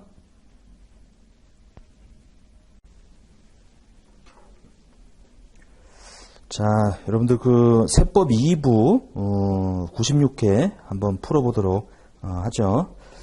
자, 문제 1번은 이제 국세기본법 이제 이론 문제인데 거기 그 납세 의무 성립 시기라고 해서 뭐 요 정도면 뭐 기본적으로 좀 알아야 되는 성립 시기인데, 자, 첫 번째 나오는 이제 소득세 요런 이제 기간 과세 하는 거 일정 과세 기간. 그러면 과세 기간이 이제 끝나는 때죠. 소득세, 법인세, 부가세 이런 것은 과세 기간이 끝나는 때예요. 거기 1번 소득세 과세 기간이 끝나는 때고, 그 다음에 그 밑에 부가가치세도 마찬가지고요. 그리고 법인세도 마찬가지인데, 다만 법인세 중에서 청산소득에 대한 법인세, 자, 그거는 이제 해산하는 때죠. 각 3년도 소득에 대한 법인세는 이제 과세 기간이 끝나는 때지만, 자, 상속세는 이제 이 상속이 개시되는 때, 즉, 이 돌아가신 날, 그날이 이제 상속이 개시되는 때죠. 자, 증여세는 이제 증여에 의해서 재산을 취득하는 때, 자, 증권거래세는 해당 매매거래가 확정되는 때, 자, 그리고, 본세에 부과되는 이제 교육세가 있어요. 국세에 부과되는. 그러면 그 국세인 본세에 납세 의무가 성립하는 때, 같이 교육세가 성립이 된다. 자, 농어촌 투표세도 마찬가지죠. 본세 때문에 이제 뭐 법인세를 감면받았다라든지 그러면 그 법인세의 납세 의무가 성립하는 때 같이 이 성립 시기가 일치하고요. 자, 종합부동산세는 이제 그 과세 기준일 우리 6월 1일 현재 우리 부동산 가지고 있는 사람한테 종합부동산세를 과세를 하죠. 자, 그 다음에 그 10번은 요거는 인지세예요. 요건 뭐 그 오타이고요. 과세 문서를 작성한 때. 자, 이제 그렇게 돼 있고, 그 다음에 이제 문제 2번서부터 한번 풀어보죠. 자, 문제 2번은 이제 제조업은 비중소기업이고 부동산 임대업도 비중소 이 기업이다. 자, 그럼 거주자 김경구 씨의 2021년도 접대비 관련 자료이다. 세부담 최소화를 전제로 접대비에 대한 세무조정하고 그 계산 과정을 명시하시오. 자, 제조업에서 매출액이 50억이 발생했고요. 부동산 임대업에서 150억이 이제 발생했는데 특수관계에 대한 매출액이 20억이 있네요. 그러면 이 소득세에서는 요 매출액을 적용하는 것을 우리가 선택할 수가 있는데 유리한 쪽으로 선택을 하시면 되겠죠, 이게. 자, 그래서 먼저 제조업부터 이 판단을, 그러니까 이제 유리한 판단을 먼저 첫 번째 제조업부터 먼저 적용하고 그 다음에 이제 부동산 임대업을 그 다음에 적용을 하자라고 하는 거죠. 자, 그러면 일단 제조업부터 먼저 적용을 하게 되면 이 기본한도라고 해가지고 그 1200만 원이 있어요. 그래서 이 기본한도, 자, 이 1200만 원이다. 그리고 수익금액 한도가 있죠. 수익금액 이렇게 이제 한도가 있는데, 거기 50억이라고 되어 있어요. 자, 50억이다. 그러니까 지금 50억에 대해서 그 만분의 이 30이다. 자, 만분의 30을 먼저 이렇게 적용을 하더라. 그리고 요 기본 한도는 우리 매출액을 다 합친 총 200억 중에서 이제 이 50억을 이렇게 이제 여기다가 이제 이렇게 배분을 하죠. 자, 이것이 이제 제조업 관련된 이 한도가 되겠어요. 자, 그 다음에 임대업 관련된 한도는 이 1,200만 원이라고 하는 것을 150억으로 해서 이렇게 이제 안분하고요. 그 다음에 나머지는 이 50억에 대해서 만분의 30. 자, 그 다음에 150억이다 보니까 그 50억에 대해서는 만분의 30이고요. 근데 나머지 100억이 있는데 그 중에 80억이에요. 자, 80억에 대해서는 이제 만분의 20 이렇게 돼 있고, 그 다음에 그거 뭐 초과하는 이제 20억 있죠. 20억에 대해서는 이제 만분의 20에다가 이렇게 10%라고 하는 이제 그 특수관계자 관련해 가지고는 이렇게 더하게 돼 있죠. 자, 그러면 요 금액은 그 25%이니까 1200만 원 곱하기 이제 25% 돼 있고요. 그 다음에 50억에 이 곱하기 30 나누기 이제 만이다라고 이렇게 그 하게 되면 50억 자 곱하기 이제 30 나누기 만이다라고 하게 되면 1500이 되겠네요. 그래서 합쳐가지고 이제 한도가 1000. 자, 제조업 같은 경우에 1800이라고 하는 것이 한도가 되고요. 그 다음에 요 부동산 임대업 같은 경우는 그 1200만 원 곱하기 이제 150억 나누기 200억 이렇게 이제 돼 있고, 그 다음에 거기다가 50억 곱하기 이제 30 나누기 만 해서 이렇게 또 더하고 이제 80억 곱하기 이제 20 나누기 만이다라고 해서 그 다음에 이제 20억 이렇게 곱하기 20 나누기 만 거기다 곱하기 이제 10% 해가지고 더하게 되면 자 이것은 이제 4,040만 원이 되고요. 그 다음에 요것을 우리 거기 나오는 제조업과 부동산 임대업 각각에 대해서 이제 요것이 접대비 한도액이에요. 이게 접대비 한도액이다. 자, 근데 접대비 해당액이 거기 제조업에서는 1,500이라고 하는 게 있고요. 그 다음에 부동산 임대업에서는 이제 5천만 원이 있어서 자, 여기는 한도 초과액이 없고요. 한도 초과액이 없고 여기는 한도 이 초과액이 이 960만 원이 발생하더라. 한도 초과가 이렇게 돼 있죠. 한도 초과. 자, 이것이 이제 그 필요금비 불산입에서 한도 초과 이렇게 나왔다. 자, 그다음에 이제 두 번째는 이 부동산 임대업을 먼저 적용하고요. 그다음에 이제 제조업을 그 다음에 적용하자. 그러면 일단 기본 한도라고 해서 저 1,200만 원 곱하기 우리 200억 중에서 이제 150억이다. 그 다음에 이제 수익금의 한도예요. 그럼 요 수익금의 한도는 일단은 100억까지는 만분의 30을 다 적용하고 그 다음에 150억인데 그 30억이죠. 그 30억에 대해서 이제 만분의 20. 그 다음에 이제 20억이 남았어요. 요 20억에 대해서는 이제 만분의 20, 거기다가 이제 10%를 이렇게 이제 곱한 거죠. 그럼 이게 부동산 임대업과 관련된 접대비 한도액이 될 거예요. 자, 그 다음에 제조업은 저 기본 한도가 1,200만 원에 대해서 이제 이 200억 중에서 이 제조업은 이제 50억이 되겠죠. 50억. 자, 그 다음에, 이 제조업의 이 50억은 그, 만분의 20을 적용하는 거예요. 이렇게 되겠죠. 자, 그러면, 일단은 그, 1200만원 곱하기 이제 150억, 나누기 200, 그렇게 해서 이제 기본 한도가 있고, 그 다음에 이제 100억, 이다. 자, 100억에다가 곱하기 30 나누기 만이다라고 해서 이제 하게 되면, 그 다음에 30억이라고 하는 거, 거기다 곱하기 20 나누기 만이다라고 해서 더하고요.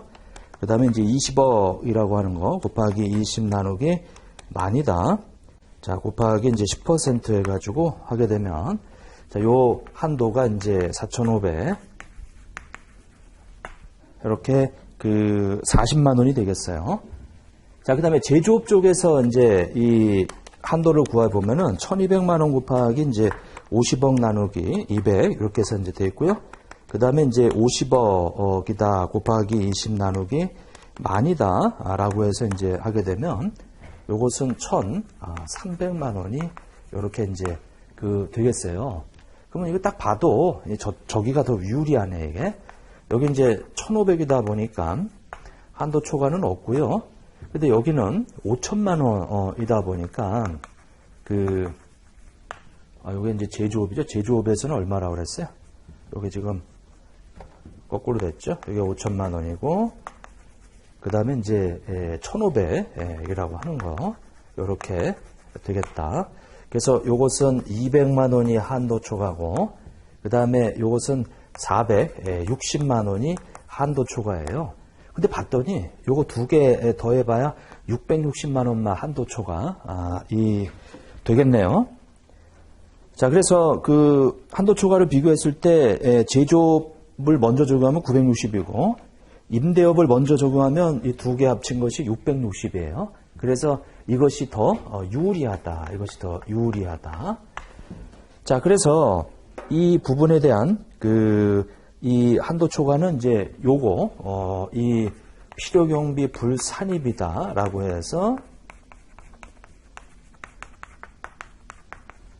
접대비 한도 초과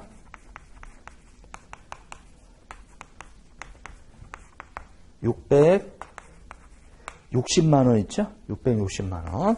자, 요렇게 이제 세무조정에 들어가면 돼요. 그래서 요것이 이제 유리하다라고 하는 거죠. 자, 그럼 문제 2번은 이제 그렇게 풀이를 해주시면 되고요. 자, 그 다음에 이제 문제 3번으로 넘어가죠. 자, 접대비는 이 사업장별로 이렇게 따로따로 시부인 계산, 우리 접대비 한도 계산하고 그렇게 하는데 여기서 부족액이 나왔다고 해서 다른데 이 초과액에다가 충당하면 안 돼요. 각각 해서 이제 소멸액은 소멸되는 거지. 그렇게 좀 봐주시고, 그 다음에 이 3번. 자, 다음은 내국인 백승철 씨의 2021년 소득 자료이다. 이를 토대로 주택임대 소득을 분리과세한다고 가정하여 아래의 답안 양식을 작성하시오. 단 최저한세 및 농어촌 특별세는 고려하지 않는다. 자, 우리 상가임대, 부동산임대의 이 소득 금액이 1,800이 있어요. 그래서 상가임대 소득이 임대소득 금액이라고 되어 있죠. 그것이 1,800 이렇게 되어 있죠. 자, 근데 이 주택임대 관련해 가지고 이제 소득 금액, 자, 이제 이거를 이제 구하면 되겠는데, 자, 우리 이 사업자가 주택임대 소득이 있어서 세무사 사무실에 종합소득신고를 의뢰했어요. 주택임대 관련된 게 이제 다음과 같은데, 자, A주택, B주택이 있죠? 근데 A주택, B주택, 우리 주택임대 소득, 이 주택수 계산할 때, 여러분도 그 주택이 2주택이란 말이에요. 근데 주택이 3주택 이상이면은 간주임대료 계산도 해야 돼요, 이게. 근데 주택이 2개란 말이에요. 그러니까 간주임대료는 계산을 안 하지, 이거. 이렇게. 그리고 여기서 주택의 이 수를 계산할 때, 우리 40제곱미터 이하인데, 거기 소형주택이 아니죠? 84제곱미터라고 되어 있으니까. 그리고 뭐 기준시가 2억 이하, 그래서 40제곱미터 이하, 기준시가 2억 이하면은 주택수 계산할 때 제외되지만, 여기 A주택, B주택은 주택수로 계산해서 2주택이란 말이에요. 이게 84제곱미터니까, 기준시가, 2억 원 이하이지만 면적이 이 40제곱미터, 초과됐죠.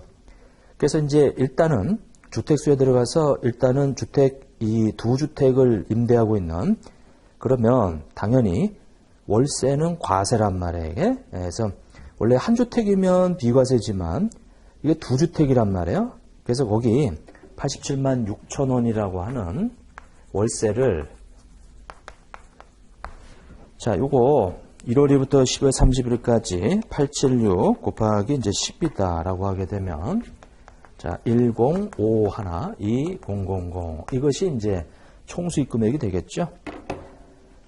자, B주택은 보증금만 받았고 A주택은 보증금하고 월세 받았는데 월세는 과세다. 보증금은 이제 3주택 이상일 때 간주임대료를 계산해야 되는데 지금은 이제 그렇지가 않다라고 하는 거죠. 자, 근데 우리가 요것에 대해서 그 종합소득 금액이 주택임대 소득 금액을 제외한 이 금액이 2천만 원 안 되기 때문에 우리는 요거를 우리 분리과세를 한다. 분리과세를 한다. 지금 그 분리과세 종합과세를 선택할 수 있는데 문제에서 주택임대 소득을 분리과세한다고 가정을 하고 있기 때문에, 자, 그러면 우리 요 분리과세를 하게 되면 이 수익 금액에 대해서 요 주택이 관련법에 따른 그 요건을 갖춘 이 신고 등록 대상 등록 이 한 주택인지, 거기 3번에 보면 민간임대주택에 관한 특별법에 따른 임대사업자래요. 장기 일반 민간 임대주택이라고 되어 있고요. 그리고 우리 이 행정관청뿐만 아니라 국세청 우리 소득세법에 따른 임대사업자 등록도 다 했고 연 증가율은 5%가 안 된대요, 이게. 자, 그러면 일단 이 분리과세 할 때는 이 수익 금액에 이제 등록되어 있는 임대주택이면은 60%를 빼주죠. 10512000의 60%를 필요경비조로 빼준다. 자, 105120 해서 곱하기 이제 60% 하게 되면 6307200 이렇게. 자, 그러면 소득 금액은, 자, 이 나와 있는 요 뺀 금액. 근데 여기다가 우리 원래 이 공제금액 이걸 빼주는데, 자, 공제금액은 이 등록되어 있는 주택이면은 400을 빼주고요. 그 다음에 등록되어 있지 않으면은 200을 빼주죠.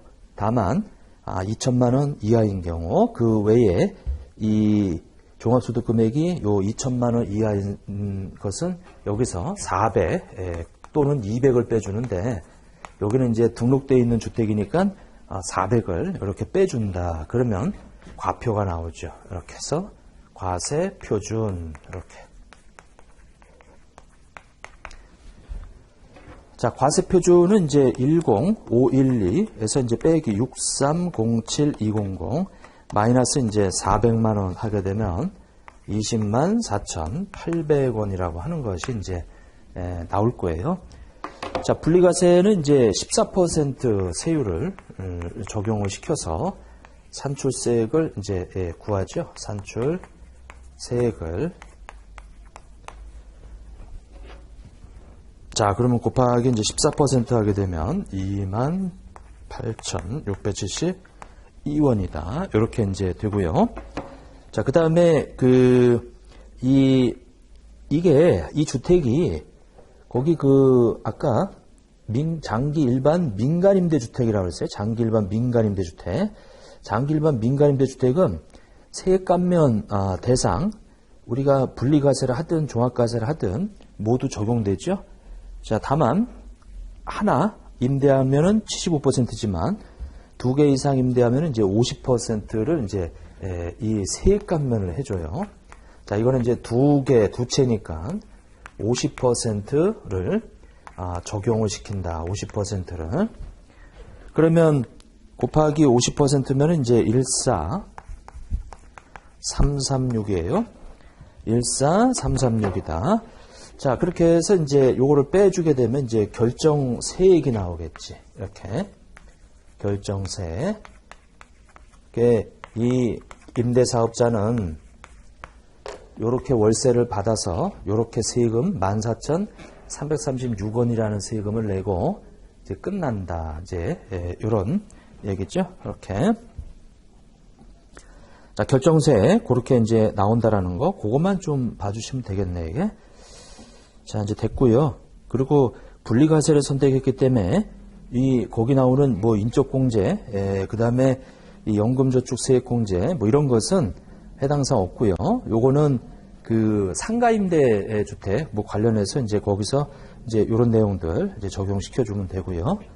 자, 됐고 넘어가서 이제 문제 4번을 한번 봐보세요.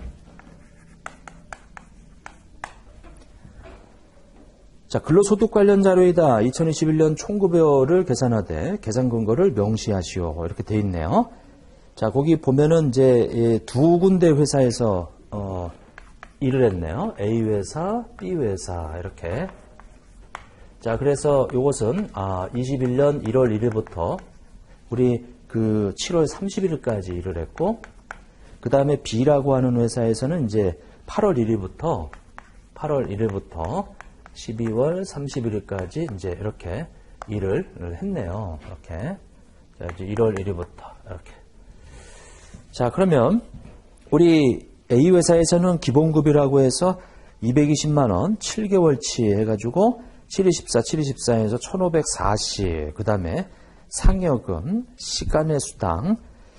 자, 그러면 다 과세죠? 다 과세예요. 그러면 싹 다 더하면은 이거 1540, 그 다음에 이제 상여금 320, 그 다음에 이제 이 시간의 수당이다라고 해서 100만원. 자, 그러면은 1960만원이라고 하는 것이 이제 이 다 과세가 되고요. 그 다음에 그 두 번째 보면은 120만원 상당의 현물 식사. 자, 별도의 식대는 수령하지 않았는데 현물 식사는 전액 다 비과세죠? 그러니까 요거는 과세지만 요거는 이제 비과세가 되겠다. 자, 3번에 보면 2월부터 퇴직일이 속하는 달까지 자가운전 보조금을 월 28만원씩 6개월간 수령하였다. 자, 이는 본인 소유 차량 직접 운전했고요. 업무 수행에 사용했고 실제 협의 대신 사규에 따라 지급되는 비과세 요건을 충족하는 거네. 그러면 28만원씩 받았는데 월 20만원까지 비과세니까 요것은 그 28만원을 받았는데 20만원이 비과세여서 나머지는 과세다. 이렇게. 그래서 이 48만원이라고 하는 것이 이제 과세가 되겠네요. 자, 그 다음에 이 네 번째 보면, 자, 고등학교 학자금으로 200만원을 받았어요. 그러면 당연히 이것은 이 회사에서 지원해 준 건데 이거는 다 과세죠. 200만원. 자, 200만원 과세다. 자, 그 다음에 이제 다섯 번째. 자, 이렇게 200만원 과세로 집어넣고요. 그 다음에 이제 밑에 가서 교육비 세액공제로 또 뺄 거예요. 예. 집어넣고 뺀다. 이렇게. 자, 그래서 다섯 번째 보면 2021년 2월 자녀가 출생하여 자녀 육아보조금 180만원, 월 30만원씩 6개월이다. 라고 되어 있는데, 우리 그 자녀 육아수당으로 지급되는, 회사에서 지급되는 요것은 10만원은 이제 이 비과세를 해주죠. 근데 이 30만원을 받았으니까 10만원을 뺀 나머지만 이제 과세인데 요것이 이 몇 개월 동안 이 받았냐면은 180만원이면 6개월 이어서 이제 요 6개월 요 20만원 해가지고 이제 20만원은 과세다. 이렇게 이제 되겠네요. 자, 그 다음에 업무 사용한 것이 명백하지 않은 기밀비, 이거는 무조건 과세고, 그래서 이제 6번, 얼마냐면 이제 500이 되겠네요. 이렇게. 500만 원. 이렇게 되겠다. 자, 그러면 A 회사에서 그 총급여로 이제 들어가는 부분이 1960만 원 플러스 48만 원 플러스 200만 원 플러스 120만 원 플러스 500만 원. 자, 그래서 2,828만 원이 되겠다. 자, A 회사 이 급여는 끝났네요. 그럼 이제 B 회사를 한번 보세요. 기본급이 950, 상여금, 그 다음에 체력 단련비, 야간 근로수당. 근데 다 이 과세죠? 다 과세다. 자, 그래서 이 기본급하고 상여금하고 체력 단련비, 야간 근로수당 다 더하게 되면 자, 그리고 주의하실 점은 야간 근로수당도 다 과세예요. 왜냐면 영업직 사원이란 말이에요. 우리가 만약에 생산직 근로자면은 이제 비과세되는 부분이 이제 있지만 이제 그렇지가 않기 때문에 요것은 950부터 해가지고 자, 1번 950 그 다음에 80, 60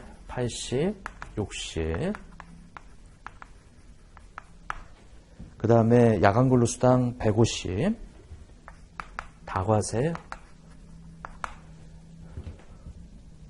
1240만 원이 되겠네요. 이렇게. 자, 그 다음에 이제 두 번째. 중식대로 60만 원을 수령했는데 시간의 근무 시에는 석식으로 60만 원 상당의 음식물도 제공 받았다. 이렇게 나오네요. 자, 그런데 거기 이 밤에 현물로 주는 거는 비과세예요. 이거는 우리 시간의 근무 시에 주는 요것은 이 비과세다. 근데 중식대로 주는 거 있죠? 요거 돈으로 받는 건데 돈으로 받는 거는 월 10만 원까지 이 비과세예요. 근데 만약에 중식대로 60만 원을 주고요. 그 다음에 중식대로 우리 현물로 주게 되면, 그러니까 중식대를 말하는 거예요, 이거. 주 근무 시간인. 거기에서 돈도 주고, 만약에 음식도 주게 되면, 돈은 다 과세예요. 근데 이거는 중식대는 그냥 돈으로 주고요. 그리고 이 야간 근무할 때, 그때 나오는 것은 이건 다 비과세, 이거. 이 음식물로 제공되는 건 다 비과세고, 그래서 중식대를 기준으로 해서 돈만 받으니까 10만 원까지만 비과세고 2만 원은 과세가 되겠더라. 그래서 이제 12만 원에서 자 10만 원을 빼가지고 이게 몇 개월이냐면은 이제 5개월이 되겠죠. 그러면 5이 10 해서 이제 10만 원 이렇게 이제 되겠어요. 10만 원. 자, 그 다음에 3번에 보게 되면 출장비 지급 기준에 따른 지방 출장비 50만 원. 자, 그 다음에 월정액 교통비 27만 5천 원을 수령하였다. 이렇게 나오네요. 근데 거기 출장비 지급 기준에 지급되는 이 지방 출장비라고 하는 거 있죠? 그거는 비과세예요. 회사 경비로 다 처리할 수 있는 부분이고 출장비는. 근데 이 월정액 교통비라고 해가지고 만약에 이게 출퇴근비, 그럼 회사에서 출퇴근비를 주게 되면 이건 다 근로소득이거든요. 이게 거기 나오는 이제 27만 이 5천 원이라고 하는 거 다 이 과세다 이렇게. 자, 그 다음에 네 번째 보시게 되면 이제 자녀의 수술비로 회사가 의료비 보조금을 줬는데 이거 다 과세죠. 300만 원. 이렇게 이제 되겠더라. 자, 그 다음에 이제 다섯 번째. 우리 근무 중인 회사, 이제 벤처기업 해당하지 않는다는 얘기죠. 그러면 주식 매수 선택권 행사 이익이라고 하는 것이 우리 벤처기업이면은 이제 일정 부분 비과세가 되는데 벤처기업이 아니죠. 다 과세예요, 이거. 그러면 행사를 했는데 시가가 12,000원인데 10,000원에 샀으니까 2,000원씩 이 이익을 얻었네. 그러면 2,000원씩 이익을 얻은 거 12,000원짜리를 우리가 10,000원에 샀어요. 근데 이것이 총 1,000주예요. 자, 그러면 2,000원씩 이득을 얻었는데 곱하게 되면 요 주택 매수선택권의 행사이익. 자, 우리 근로소득이다. 그래서 400인가요? 제가 1,000주가 아니고 2,000주네요. 2,000주. 그래서 곱하게 되면은 이제 400만 원이 되어서 자, 다 합치게 이 되면은 1,977만 5천원 이렇게 되겠어요. 자, 그래서 이제 이 개가 이 합쳐가지고 1,977만 5천원 055 000 48인가요? 48 2,800 1,900 그래서 이제 4,800 55,000원이 되겠다. 자, 이제 그 정도만 보시면 되고요. 그 다음에 이제 문제 5번을 한번 봐보세요.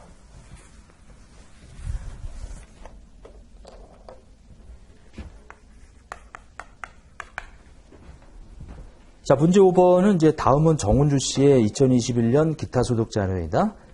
자, 이를 토대로 각 물음에 답하시오. 자, 쭉 돼 있는데 거기 물음 1에 한번 보게 되면 자, 기타 소득 금액과 원천일세액을 다음 서식에 따라 기재하시오. 그 서식에 보니까 이제 1번서부터 이제 쭉 있네요. 번호가. 기타 소득 금액이 이제 얼마냐. 이제 그렇게 이제 나와 있는데 자, 일단은 첫 번째를 보시게 되면 연금계좌 연금에 수령한 거 기타 소득이죠. 연금으로 수령하면 이제 연금 소득이 되겠지만 연금 외로 수령한 것은 기타 소득이다. 그래서 250만 원이 되고요. 연금으로 수령하는 것은 이제 15% 원천징수 세율 이렇게 돼 있고 그 다음에 원천 세액까지 구하라고 돼 있네. 그러면 이제 곱하면은 자, 이것이 이제 37만 5천 원이라고 하는 것이 이제 되겠어요. 자, 그 다음에 이제 두 번째. 자, 두 번째 봤더니 이제 거기 1번에 예전에 연금계좌 세액공제 받고, 운용 수익이니까 예전에 과세가 안 됐기 때문에 이거 받으면 기타 소득 과세해야 돼요. 자, 두 번째 신라시대 골동품. 우리 이 골동품을 박물관에 양도하는 것은 비과세로 돼 있죠. 이건 이제 비과세 이 소득이네. 비과세 기타 소득이네요. 이렇게. 자, 그 다음에 3번 보시면 유실물을 경찰서에 가져다 주고 보상금 10만 원을 우리가 받았다. 그러면 기타 소득은 요 10만 원이 되겠죠.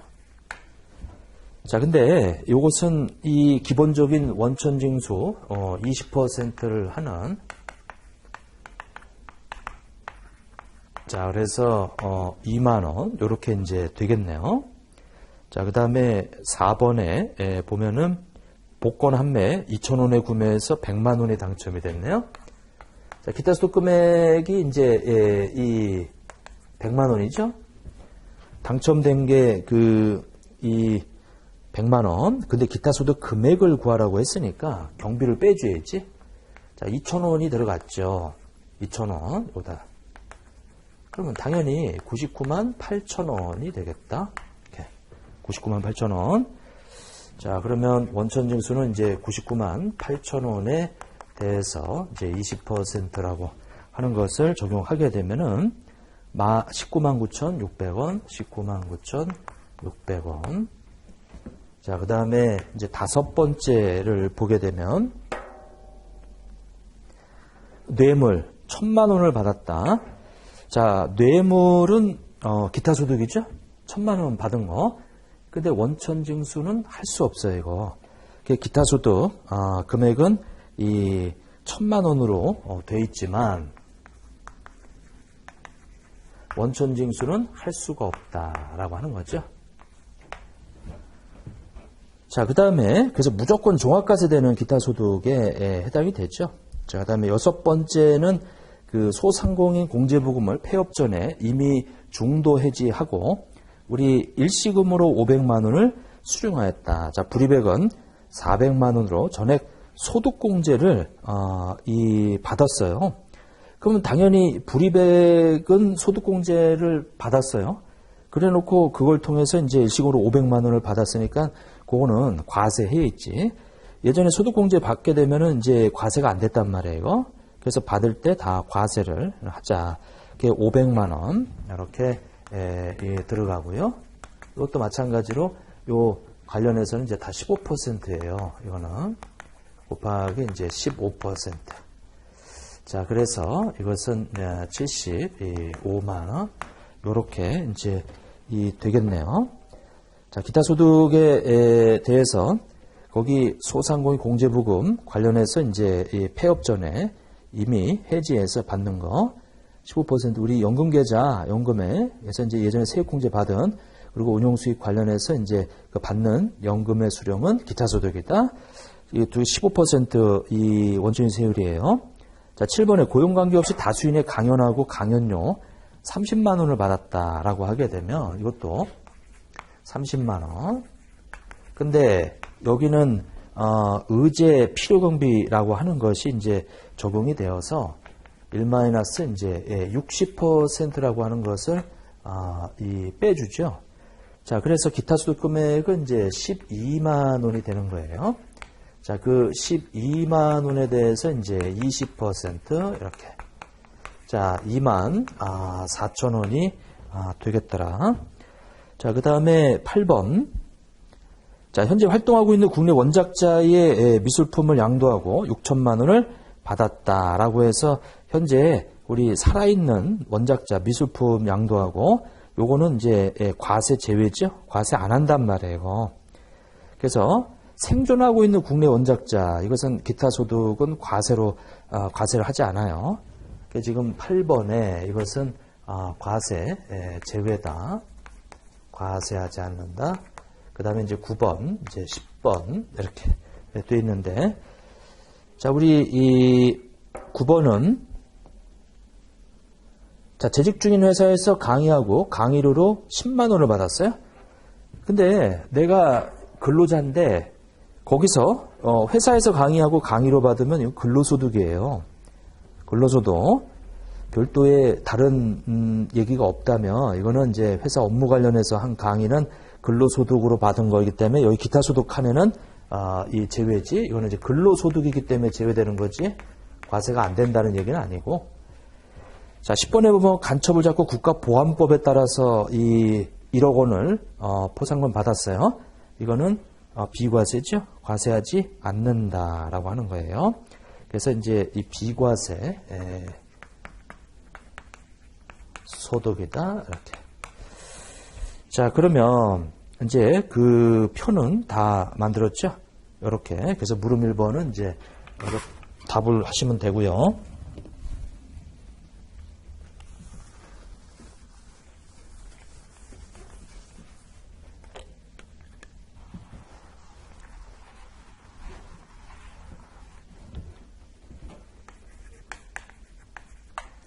자, 물음 2번을 한번 봐보세요. 자, 물음 2번은 그 표를 보니까 그 합산한 금액을 기재하시오. 비과세 기타소득, 무조건 분리과세 기타소득, 무조건 종합과세 기타소득, 조건부 종합과세상 기타소득 이렇게 나눠놓으라고 되어 있네요. 벌써 우리가 물음 1에서 여기 다 웬만하면 다 구분을 해놨어요, 이게. 자, 그래서 거기다가 일단 우리 아까 비과세라고 하는 부분, 이 골동품 양도한 거 있죠? 골동품 양도한 거. 그 다음에 국가보안법 상금 받은 거, 그 두 가지가 있었죠? 아까 이 비과세하고 여기 비과세하고 이렇게. 자, 해서 거기 이 500만 원하고 밑에 1억 원하고 합쳐가지고 이게 첫 번째 나오는 게 이제 비과세. 요게 비과세고요. 이것도 비과세 두 개. 그래서 이 비과세 이 기타 소득은 이 골동품 500만 원하고 저 간첩 신고한 거. 자, 그래서 1억 500만 원이 되겠다.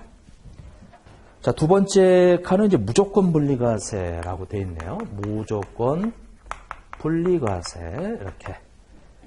근데 아까 우리 복권 당첨된 거 있죠?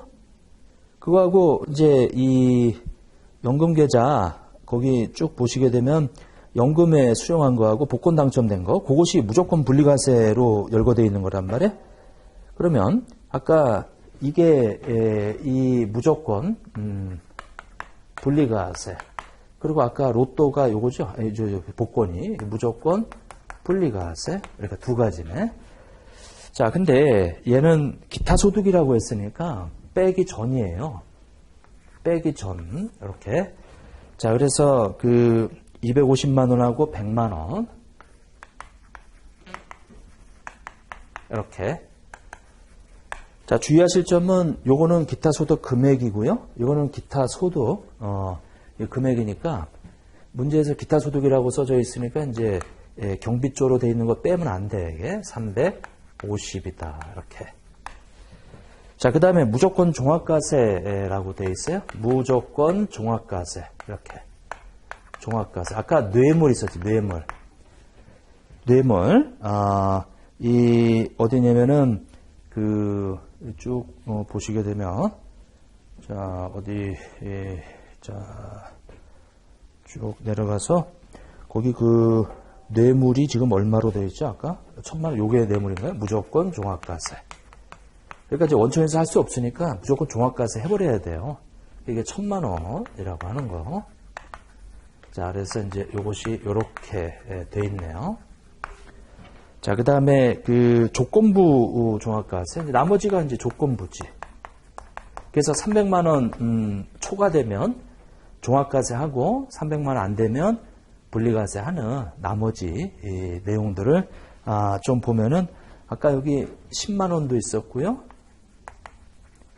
그 다음에 이것은 이제 무조건 이제 이 조건부 이 종합과세 이렇게. 자, 그 다음에 여기 밑에 이 500만 원 있죠? 소상공인 요거 500만 원 있고. 자, 이것은 이제 조건부 종합과세다. 그 다음에 이 강연료 이거 조건부 종합과세고. 자, 그러면은 이 500에다가 30. 그럼 일단 얘가 300이 넘어가니까 이건 이제 종합과세 될 거예요. 그래서 다 합쳐가지고 이게 540이 되겠네. 이렇게. 자, 그렇게 해서 이제 물음 2번도 이 칸을 채웠죠. 이제 그 두 가지 물어보니까 그렇게 이제 답을 하시면 되고. 자, 근데 문제 6번에 자, 주택의 유상 취득에 대한 취득세 중과 규정에서 취득세 중과를 적용하지 아니하는 중과 제외 대상 주택을 5가지 이상 나열하시오. 자, 근데 이런 것은 너무 무지막지하죠. 이렇게. 사실은 이제 앞에 나오는 짤막짤막한 것만 좀 5개 정도만 좀 하시면 될 것 같은데, 자, 일단 첫 번째 시가표준액이 1억 원 이하인 주택. 자, 일단은 그렇게.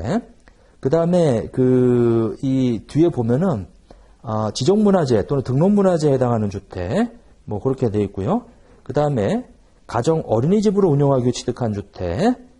자, 그 다음에 이 밑에 쭉 보면 농어촌 주택이다 뭐 이런 것도 있죠. 농어촌 주택. 그 다음에 사원에 대한 임대용으로 직접 사용할 목적으로 취득하는 주택. 자, 이제 그렇게 짤막짤막한 걸로 이제 한 5가지 정도만 좀 적어주면 되는데, 근데 너무 과하다 이런 식으로 내면 이거 출제자도 못 써요. 사실은 출제자도 못 써요. 이거. 이렇게 문제를 내버리면은.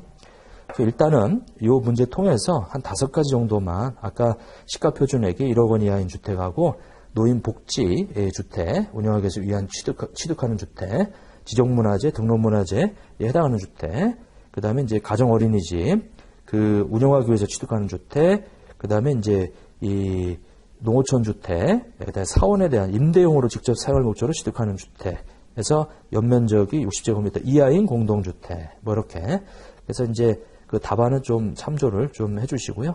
자, 일단 계산 문제 위주로 해서 그렇게 좀 봐주시고, 요 정리를 좀 해주세요. 자, 여기까지 하도록 하겠습니다.